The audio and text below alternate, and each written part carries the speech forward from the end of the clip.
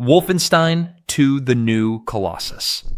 This one doesn't ease you in, it launches you straight into the chaos. You're rolling through a world that's somehow darker and more twisted than ever, but instead of wallowing in it, the game hands you a big old bag of guns and says, fix it.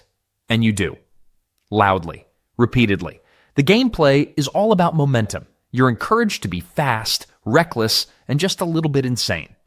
You can dual-wield completely different weapons, like a shotgun in one hand and a laser cannon in the other, and somehow it works beautifully. It rewards you for charging headfirst into danger, sliding around corners, and blasting enemies before they even know what hit them. It feels chaotic, but also controlled chaos, like a perfectly rehearsed explosion. But what makes it stand out is that it's not just mindless shooting. There's personality here, like actual personality. The characters are larger than life, weird in the best way, and they bounce off each other with this offbeat, sometimes hilarious, sometimes heavy energy. It's like a resistance movement run by total misfits, and somehow they're exactly what the world needs. Exploration is there too, but it's not overwhelming. Between missions, you've got downtime on your base, an actual moving submarine, by the way, where you can chat with your crew, grab some side content, or just soak in the absurdity of it all. It's those little breathers between missions that make the next chaotic shootout hit even harder. Baldur's Gate 3 is one of those games that comes in with a bang and sets a new standard for RPGs. It's not just about picking a character and going through the motions. It's about diving into an immersive world where every decision you make actually matters.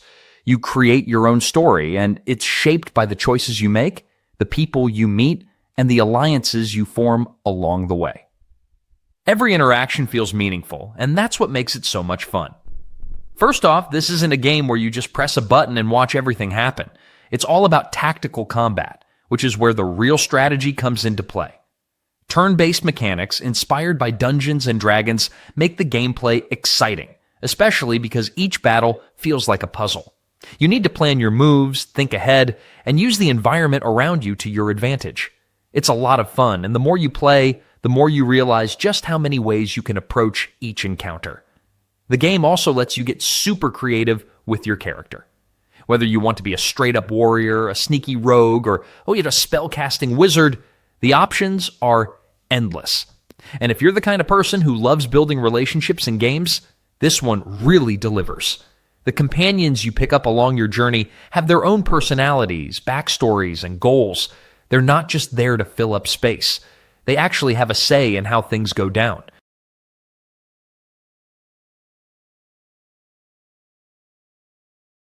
Zelda Breath of the Wild completely redefined what we thought an open-world game could be. From the moment you step into the world, you're hit with the sense that anything could happen.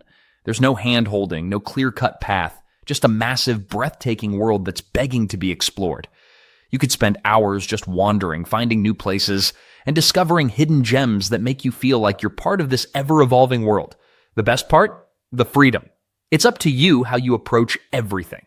You can climb the highest mountains, swim through rivers, or dive into dungeons. Everything is open to you. You could head straight for the main quest, or get lost in side activities, whether it's cooking up a storm with random ingredients, or figuring out how to solve a puzzle in one of the many shrines scattered around. It's like a giant playground where you decide the rules. Then, there's the combat. It's not just about smashing buttons. It's about thinking on your feet. Whether you're using a sword, a bow, or even your environment to take down enemies, there's always room for creativity. One of the coolest things is the way the game's physics and chemistry systems play into everything. A thunderstorm? You bet you can make it work to your advantage. Want to create chaos by setting fire to the grass and watching enemies panic? Absolutely. Every little interaction feels dynamic, and you can almost always find new ways to approach challenges.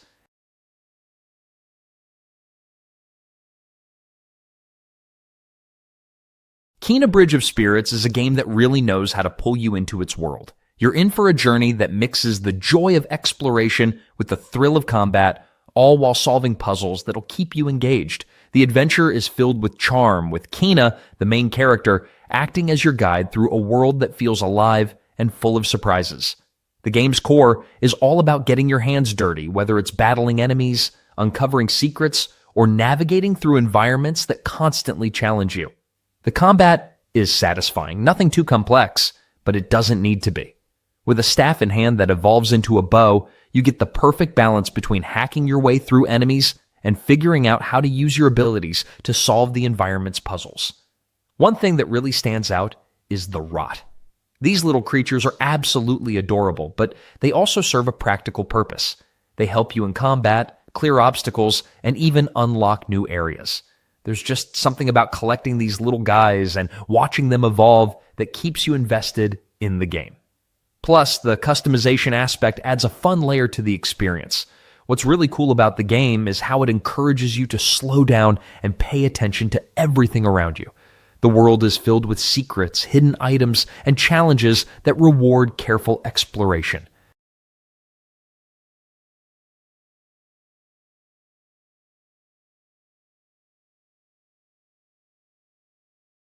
Far Cry 5 takes you straight into the heart of a sprawling open world. And let's be honest, it's the perfect place to get lost in. The whole vibe is about chaos, freedom, and just doing things your way. You'll find yourself in Hope County, Montana, where you get to go wild in a world that's ripe for exploration, filled with opportunities for combat, adventure, and a fair share of mayhem. One of the most exciting parts is the freedom. You can jump into whatever action you want, whenever you want. No strict order of missions, no linear paths, just a massive world to explore and conquer. From driving around in muscle cars to soaring through the skies and plains, everything feels like it's in your hands. And you're never really alone in this journey. You've got your own little squad of guns for hire, these NPCs who join you for the ride, adding an extra layer of fun to the game. Whether it's a sniper or a heavy hitter, having these allies around helps you take down foes and explore the world with a little backup. Speaking of backup, there's this awesome animal companion system. Forget just being human in this world. You can recruit animals like Boomer, a loyal dog, or even Cheeseburger the bear. They're not just cute sidekicks either. They're tough, and they help in combat. It's like your own personal zoo that gets the job done. Who wouldn't want a bear charging into battle, right? The gameplay itself keeps things fresh. Watch Dogs Legion takes the classic open-world action game formula and flips it on its head with a twist that's fresh, fun, and full of possibilities. Instead of playing as a single protagonist, you get to recruit and play as almost anyone you meet in the city. That's right. Every NPC can be your ally, each with their own set of skills, quirks, and even personal backstories. This creates a gameplay experience where you're not just taking on missions with one character, but a whole range of people, each adding their flavor to the story. What's really fun is how the game lets you dive into all the different personalities scattered across the streets of London. One moment you could be sneaking around as a tech-savvy hacker, and the next you're running full speed with a construction worker who's got some serious brawn and a powerful tool set. It's kind of like creating your dream team, but instead of just one character you're stuck with, you can swap out whoever you need at any time. It's kind of like having an all-star squad with a rotation policy. Of course, the game doesn't just leave you in a sandbox to mess around. There's still a lot of structure with missions that keep you hooked. Whether you're hacking a drone, infiltrating a high-security area, or simply trying to outsmart the city's oppressive forces, the game never feels stale. Every character brings their own strengths, making even the most routine tasks feel a bit more exciting and dynamic. The beauty of this system is the freedom it offers. A Plague Tale Requiem. This one is an absolute treat for anyone who loves a good mix of stealth, strategy, and emotional storytelling. You're thrown into a world that's grim, full of challenges, and where survival is always a constant struggle. You'll find yourself navigating tight spaces, using the environment to outsmart enemies, and dealing with one of the most terrifying and unique threats, the rats. First off, the gameplay here is all about making the most of your surroundings. It's not just about dodging enemies and sneaking around. You're actively thinking through how to use the environment to get ahead. You've got weapons, sure, but there's a ton of creativity in using alchemical tools to manipulate light, start fires, or even extinguish flames to create new paths or distractions. It's pretty fun how you can think of clever ways to avoid direct confrontations, but when you do have to fight, the combat feels satisfying, like you're always making the most of the resources available to you. The world you're exploring is full of contrast. There's this mix of beauty and danger, and it makes everything feel a little bit more real. The spaces you move through can be huge and open, allowing for plenty of exploration. Whether you're sneaking by enemies or solving puzzles with the help of your brother's special abilities, it's always engaging. And let's not forget about the companions. They're not just there to follow you around, they feel like a real part of the story. Bloodborne is one of those games that hooks you from the moment you step into its twisted, gothic world. If you've ever played a From Software game, you know they don't hold your hand, and this one is no different. It's fast-paced, intense, and constantly keeps you on your toes. The combat system is all about being aggressive, getting in close, and striking before your enemies do. Forget about holding up shields or playing it safe. Here, it's all about dodging, countering, and taking the fight to the monsters. It's a great feeling when you finally take down a tough opponent after a few rounds of getting your timing just right. The weapons in this game are a treat, too. They transform on the fly, giving you the option to switch between different styles of combat. The saw cleaver, for example, starts as a short blade and transforms into a longer one when you need it. It keeps combat fresh and forces you to think on your feet. You're always juggling between close range, fast strikes, and pulling back to shoot your enemies with pistols or shotguns, which adds a lot of excitement to every battle. The fact that there's no perfect way to play just makes it more fun. Everyone has their own approach to how they deal with monsters. There's a constant feeling of tension and danger. Every corner, every new area brings the possibility of danger, but also the chance to uncover something new. The challenge is part of the fun. Dying isn't frustrating. It's part of the learning process.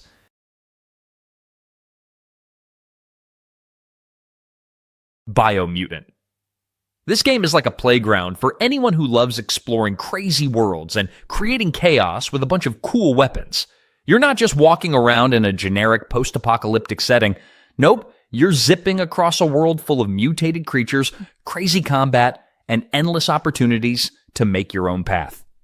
From the moment you step into this colorful, weird universe, it's clear this isn't just your typical survival game. The whole vibe is a wild mix of martial arts combat, superpowered abilities, and shooting, which means no two fights ever feel the same.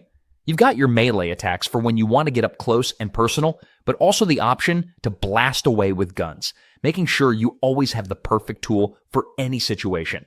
Plus, you can totally customize your character, which means you get to make decisions that impact your combat style, as well as how your little mutant buddy looks. The real fun comes from the fact that there's no right or wrong way to play. Want to get super stealthy and pick off enemies one by one? You can do that. Or maybe you're more of a go in swinging and make a mess type of player. Again, this game's got you covered. Throw in a crafting system that lets you build all sorts of wild weapons and gadgets, and you've got a game that never feels boring. But what really keeps things fresh is the world around you. It's not just about running from point A to point B. It's about discovering things, making your way through different biomes, and dealing with whatever weirdness pops up along the way. Gears 5 drops you into a world that's all about intense combat, explosive action, and tough decisions. You're not just shooting your way through enemies, you're also getting a real look at what makes these characters tick, especially Kate Diaz, who's at the heart of the story. If you've been a fan of the series, the gameplay will feel right at home. If you're new to it, get ready for a rush. Let's start with the combat. It's everything you expect from a Gears game with cover-based shooting at its core. But it's not just about hiding behind walls and popping out to take shots. You'll be working with some pretty cool tools and weapons to make sure you're always ready for whatever comes your way. From classic weapons like the Lancer to new additions that bring fresh tactics into play, there's a real sense of strategy here. The gameplay encourages you to think about your moves before diving in. Then, there's the multiplayer. Whether you're teaming up in horde mode or jumping into the fast-paced competitive matches, the fun never really stops. You can squad up with friends or random players, and the action can get pretty wild. Escape mode is a standout here, offering a new kind of challenge where you and your team have to work together to clear out areas while avoiding swarms of enemies. It's chaotic, fun, and totally rewarding. But let's talk about the progression for a second. The game's got some solid progression mechanics that make you feel like you're always moving forward. Outlast 2. From the very beginning, the tension is cranked all the way up and it just never drops. Outlast 2 is one of those games that doesn't give you room to breathe, and somehow that's exactly what makes it so addicting. You're always on edge, always running, hiding, peeking through the dark, wondering what's around the next corner.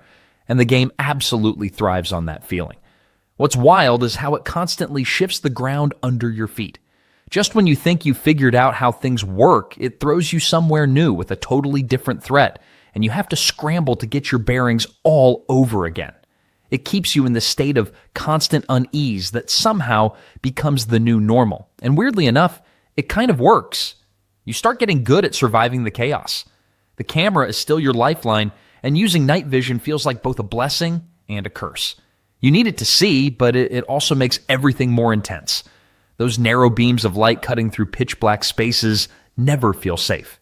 And the battery management, that stuff makes every little decision count.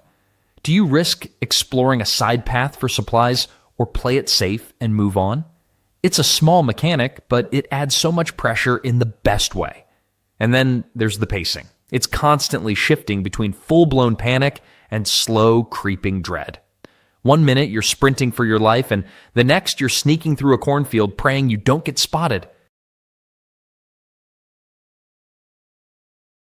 Hogwarts Legacy. If you've ever dreamed of hopping onto a broomstick and flying around Hogwarts, casting spells, and just fully living out your magical fantasy, this game is your ticket to all that and more.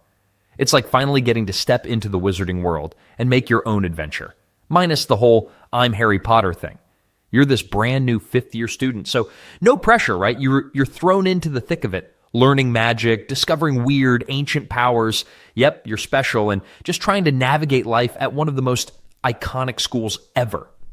The thing is, you're not just in class trying to survive some potion exams. Nah, you're out here fighting goblins, dealing with dark wizards, and solving magical mysteries. And you get to explore places like Hogsmeade, the Forbidden Forest, and even dive into the hidden corners of Hogwarts that we only dreamt about in the books and movies. Talk about freedom. What makes it so fun is the sheer freedom to explore and create your own magical story. You can attend classes, sure, but who says you can't ditch class for a little adventure? Pick your favorite house, Ravenclaw all day, no judgment, customize your character to your liking, and start learning spells that'll make you feel like you're truly mastering the magical arts. And combat? It's a blast. You get to fling spells like you're in a duel with the whole wizarding world. Mix it up with defensive charms, offensive curses, and even plants and creatures that have your back. Persona 5 Royal. You're diving into the life of a high school student who's not just dealing with the usual teenage drama, but also taking on corrupt hearts in a mysterious alternate world. And while that sounds intense, the game makes it feel like a fun, ongoing adventure. The beauty of it lies in the balance. You'll spend time going to school, building friendships, working part-time jobs, and even just hanging out with your friends in various Tokyo locations. It's all about managing your time wisely, trying to juggle these daily life activities while also tackling some pretty serious stuff in the metaverse. And when you're not doing that, you'll be heading into dungeons where your turn-based combat skills are put to the test. It's all about making smart decisions, choosing the right abilities, and of course, collecting and fusing personas to boost your powers. One of the coolest things here is how much the game lets you customize your playthrough. The characters you choose to bond with impact the abilities and skills you'll develop, which keeps things fresh throughout. And speaking of fresh, the game adds a ton of new content, including new characters and a whole third semester that expands the story in exciting ways. If you've played the original, the additions are a real treat and make the game feel even more packed. The strategic combat in the game is also a blast. It's not just about mindless button mashing. You really have to think about your next move, whether you're exploiting enemy weaknesses or making the most of your limited resources. Avatar: Frontiers of Pandora. Now this one's all about jumping headfirst into an alien world and just getting lost in it. There's this wild sense of freedom right from the get-go. Like you're not being dragged along a straight path, but instead being told, hey, go explore, run wild, see what's out there. That kind of freedom is rare. And it's such a refreshing feeling when a game just lets you be. Everything in the world feels alive and interactive. You're not just moving through a space, you're part of it. Whether it's sliding down muddy hills, sprinting through thick brush, or leaping from one towering tree to another, the movement alone is just ridiculously satisfying. And when it clicks, when you're zipping through the wild like it's second nature, it's hard not to grin. Combat really mixes things up in a good way. There's a solid blend of up-close and long-range options, and switching between sleek handcrafted weapons and more high-powered gear feels smooth and punchy. It doesn't force you into one playstyle either. Want to be sneaky and pick your moment? Cool. Want to come in swinging and shaking the whole place up? Go for it.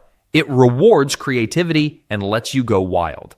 One of the cooler little touches is how the game handles things like hunting and gathering.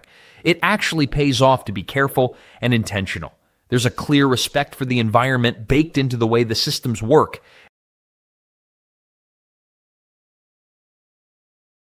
Final Fantasy VII Remake.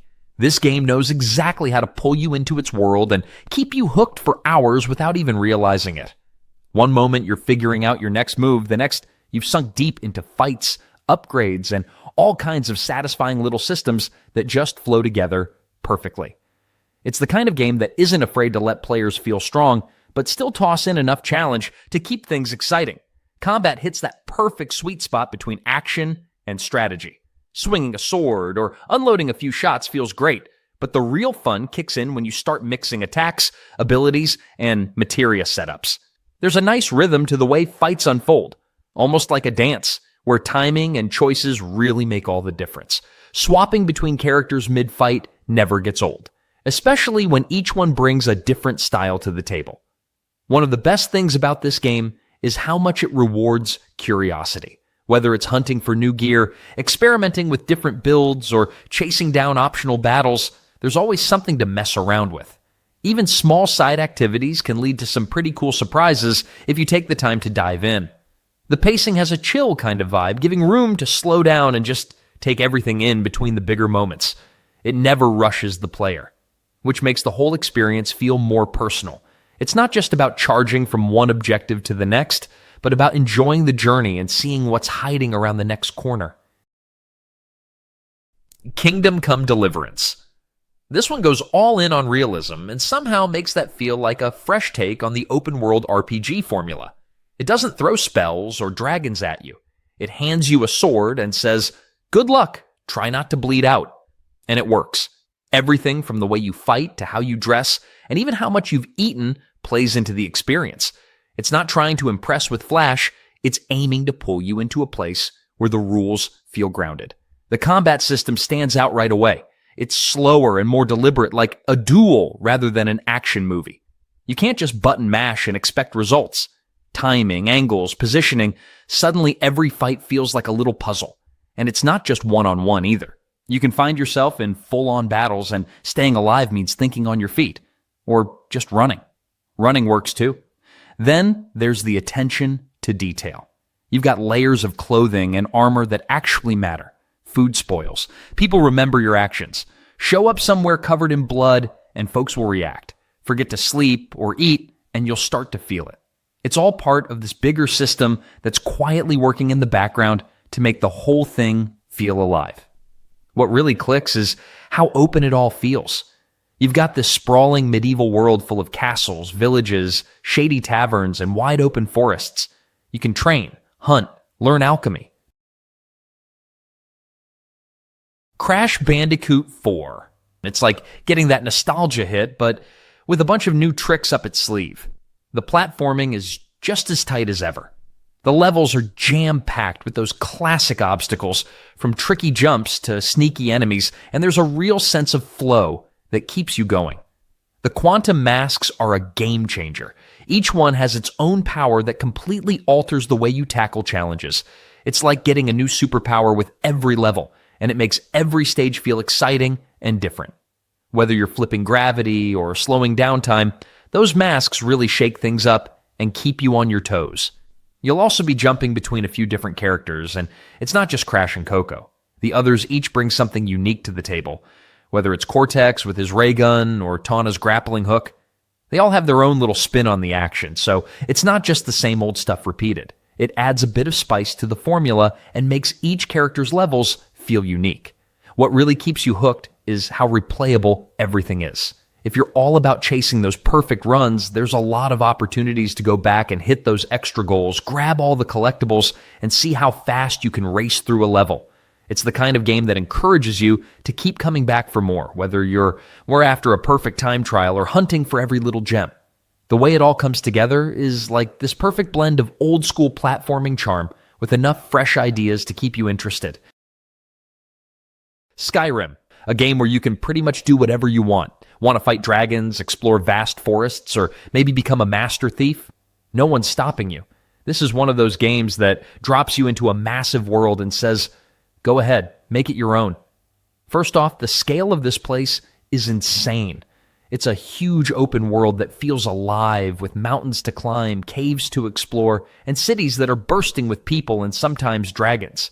You can literally walk for hours and find something new around every corner. Whether it's a hidden dungeon, a random person needing help, or a creature just looking for a fight. That sense of freedom is one of the best parts, honestly. You're not restricted to a set path. You could wake up one day and think, I'm gonna hunt down some dragons, and the game's like, sure, go for it. Or you can wander around and find a guild to join, like the Thieves Guild or the Dark Brotherhood. There's always something to dive into. Combat? Oh, it's solid. Whether you're slinging magic spells, swinging swords, or sneaking around with a bow, it's pretty satisfying. Every time you level up a skill, you feel a real difference. Want to be a stealthy assassin? Go for it. Or do you prefer charging in with a battle axe? Totally an option. There's no one way to play, and that's the beauty of it. Build your character however you want, and the game adapts.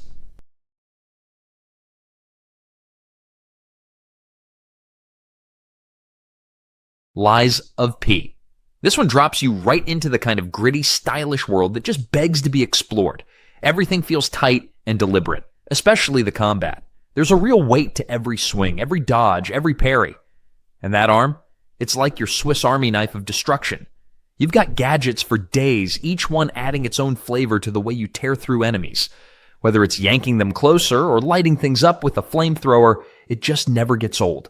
What really stands out is how the game nudges you to stay aggressive. You're not just surviving, you're taking charge. There's this rhythm to the fights, a kind of dance where hesitation gets punished and boldness gets rewarded. And with how flexible the weapon system is, the possibilities feel almost endless. Mix and match grips and blades, and suddenly you've got this Frankenstein creation that's all yours. It's a whole toy box of tools with a very sharp edge. The choices you make aren't just for flavor either. They actually ripple through the experience in meaningful ways. Lie or don't lie, the game keeps track. It plays with that system in ways that really hook you, making every decision feel like it matters. You're never just running from one fight to the next. You're shaping the path as you go. And there's something really satisfying about how the world opens up. Every corner feels like it's hiding a surprise or challenge, and the game isn't afraid to keep you on your toes. Sifu is a game that really knows how to bring the heat with its combat. Picture this fluid, intense martial arts action mixed with an intriguing mechanic that's all about aging with every defeat. It's a concept that just feels fresh and intense, making every battle count more than you'd expect. Every time you fall, you don't just die and restart. You come back older, wiser, but with a little less health. This means you have to think twice before jumping into a fight and decide whether it's worth going in with more experience, but fewer chances to mess up. The game's combat system is sharp and deeply rewarding. Every punch, kick, and dodge feels satisfying, and the game really pushes you to master your moves. It's not about button mashing, it's about learning the flow of the combat, mastering the timing, and making every strike feel like a calculated decision. The more you learn, the more satisfying it gets. What really sets this game apart is the way it makes you interact with the environment. You're not just fighting one-on-one with enemies, but using the surroundings to your advantage. Throwing someone into a table or grabbing a weapon lying around can really change the tide of a battle. It's little things like this that make the gameplay feel dynamic, like you're really in the moment, using everything around you to survive. And that aging mechanic, it's not just a gimmick, it adds a real layer of strategy to the game.